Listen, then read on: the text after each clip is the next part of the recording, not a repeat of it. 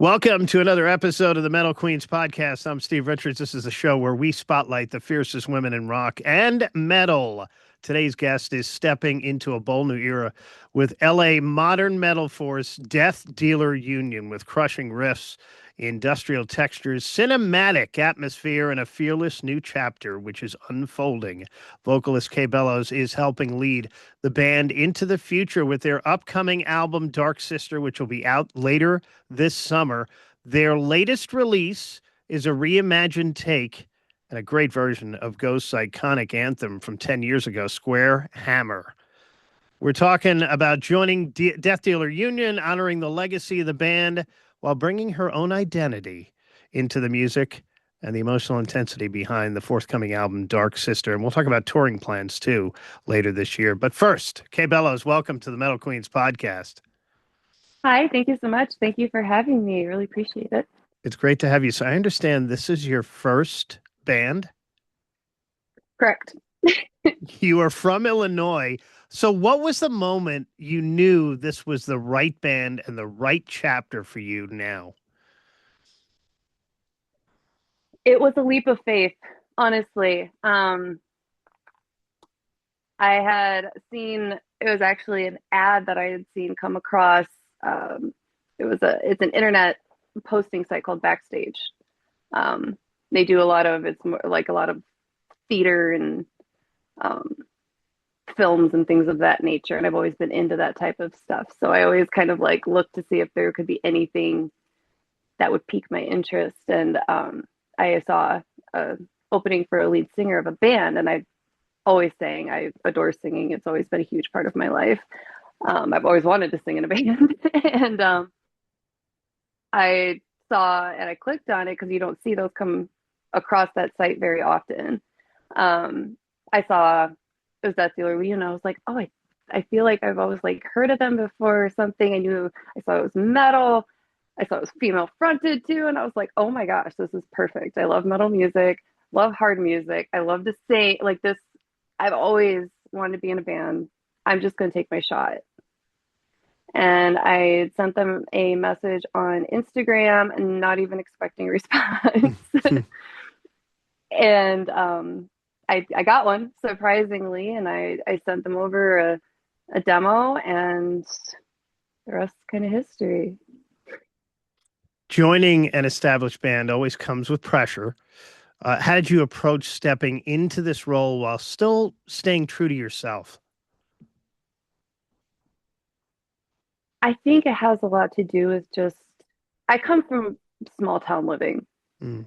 So I have a lot of those values and things instilled within me. And I think it's just a matter of keeping that authenticity and those values in the face of this brand new chapter for me. You said you always wanted to sing in a band, small town, Illinois. Was music big in your house growing up? Not really, like we listen to music and stuff, but my sister and I were a lot more probably into music than my parents really ever were. I got really, really big into music a little later on. First big obsession band was like, yeah, it was No Doubt. Mm. I was obsessed with their album Tragic Kingdom. Um, but yeah, What's the chemistry been like between you, Doug, Cece, and Bryce while creating this new era of Death Dealer Union? I think it's been really, really good so far. It's just kind of like we've all just been kind of saying it feels like the universe is kind of working with us, and we're all just so grateful for everything coming our way and the opportunities coming our way and the way everything is unfolding. Everybody has a great mentality. I adore everybody so far. The chemistry has been great. Yeah, I was reading the band describes your voice as bringing power and vulnerability and raw intensity to this band. How would you describe your vocal identity? I would describe it as um, hmm, like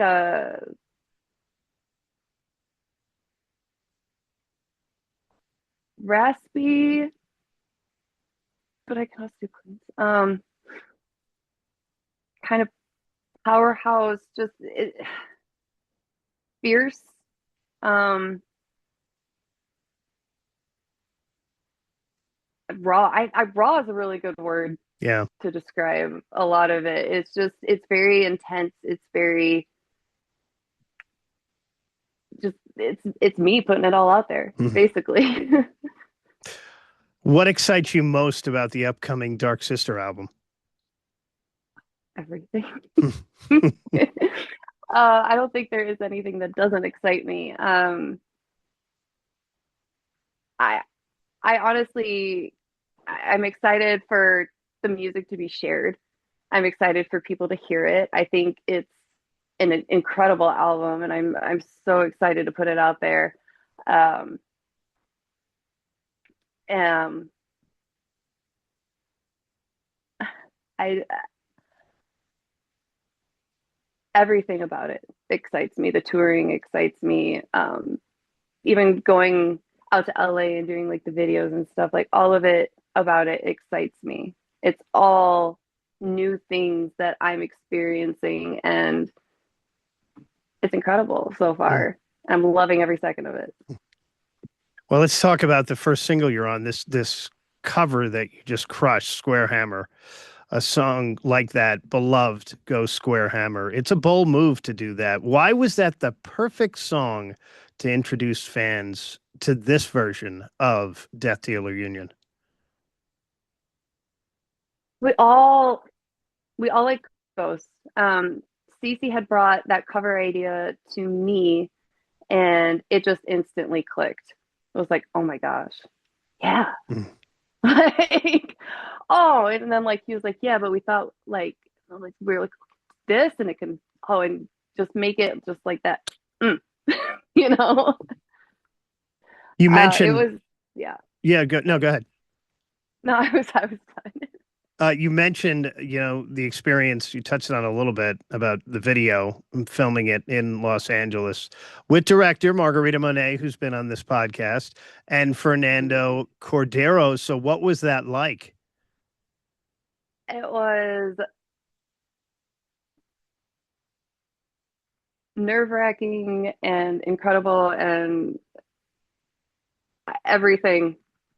I was doing that, and it was like, oh, okay, like this is another version of home for me. Like the stage, like it just kind of clicked, and everything, it, the chaos of the day and how it all unfolded.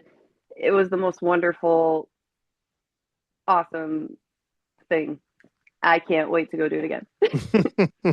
Well, you have another single coming very soon, Cult of the Moonlight, second single Correct. from the forthcoming album, Dark Sister. What's the story behind that song? So that song is give to, but it's kind of just about releasing that beast within. Nicely put.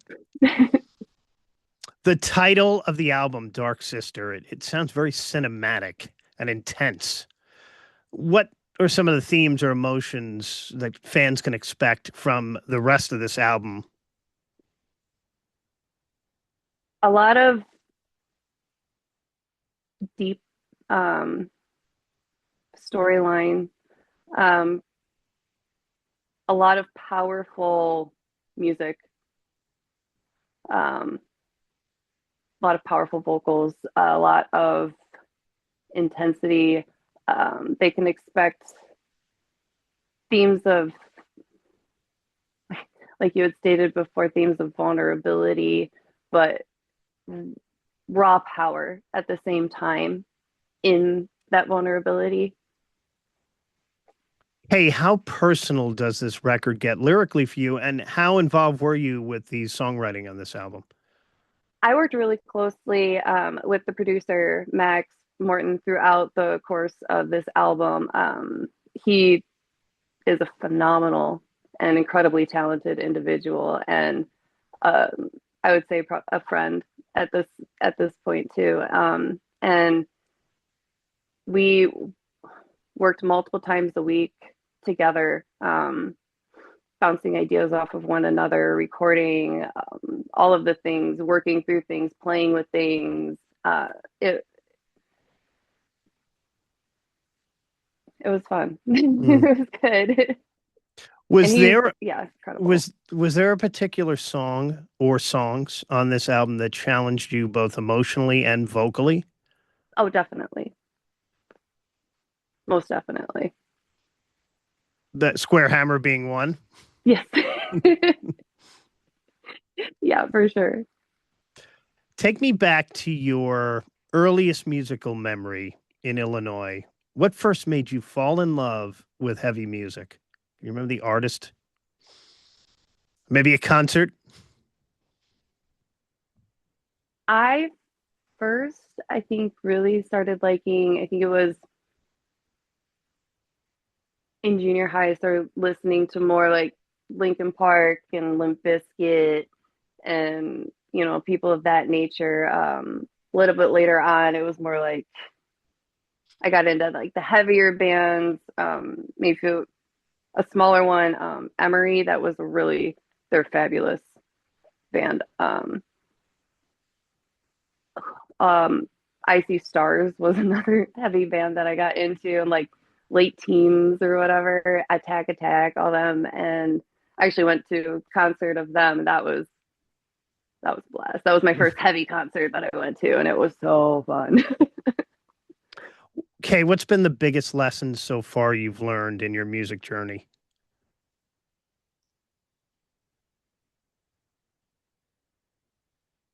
Be you Hmm. Metal, and trust. yeah. Metal has evolved so much when it comes to women fronting bands, like this podcast right here featuring females in Oh heavy yeah. music. What changes have you seen so far? Now you just got into your first band. Changes that I've seen so far within, For females in metal and hard rock. I think it has exploded recently, Mm. and I love it. Yeah. Like, there's so many women out there with these insane, awesome vocals and ranges and noises. And I love that women are taking more of a stage in metal. I've always been a girl and a woman that, I don't know, I tend to go towards like things that have been or are like male dominated. And I love that it's like even like it almost seems like it's starting to like even out here. Like women are coming up in metal and it Yeah. is fantastic. I love Yeah. it. It's great to see that. It really is. Death Dealer Union is planning major touring at some point this year, correct? I don't know if you can talk about it yet, but We'll be touring in the fall of this year. It'll probably be more west. And then as of right now, I believe there are plans to possibly be in Japan next year, which is exciting. yeah, that's got to be. All right, so West Coast later this year, and then possibly Japan as well in support of this new album, Dark Sister, which will be out this summer, July or August, right? Somewhere in there. Yeah, but I think more like September, probably. All right, and then next year, a full-blown tour probably Probably, yeah. with East Coast too, because we'd love to see you here in the East. So, and I'm sure you can't wait to play in Illinois, right? That would be fun. Yeah. I would dig that for sure. What is your go-to like vocal warm-up song? Do you have? Is it No Doubt? Sometimes, Yeah. sometimes, I really like singing Just a Girl. That's a really fun one for me to sing. Off of that album. Warm up song, it changes with my mood. It's usually like kind of something a little more chill. Like I usually warm up with more ballads or um or like Broadway even type of Oh songs. wow. And then I'll transition kind of over and start putting more of the grit and like whatnot in my voice. She is Kay Bellows, the new lead vocalist of Death Dealer Union. Be sure to check out their incredible new Robert, it's badass. A rendition of Ghost Square Hammer. And keep your eyes open for the upcoming album Dark Sister later this summer, and then tour dates out west later this year. And hopefully we'll see them on the East Coast in 2027. And if you're over in Japan too, you might be able to catch them there as well. Kay, best of luck with Death Dealer Union and everything Thank that's you so coming. much. Going to be a big rest of the year for you, and then next year too. And deathdealerunion.com is the website. When they post tour dates, you'll see them there, and also follow them on social media as well. Kay Bellows, thank you for joining me here on the Thank you Metal so Queens much. podcast. And thank you for watching and for listening. Don't forget to subscribe to the Metal Queens podcast, Spotify, YouTube, Apple, and wherever you get your podcasts. I'm Steve Richards. I will talk to you again next time.